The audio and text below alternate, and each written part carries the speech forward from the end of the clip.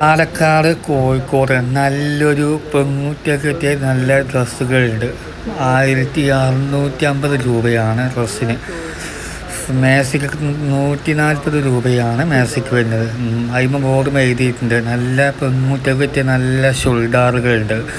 അപ്പോൾ ലൊക്കേഷൻ മറക്കണ്ട, പാലക്കാട് കോഴിക്കോട്, പിന്നെ വിസ്മിയ തൊട്ട് ലൊക്കേഷൻ മുമ്പിൽ നേരെ ഒരു ഹൈപ്പർ മാർക്കറ്റിൻ്റെ നേരെ മുമ്പിലാണ് വരുന്നത്.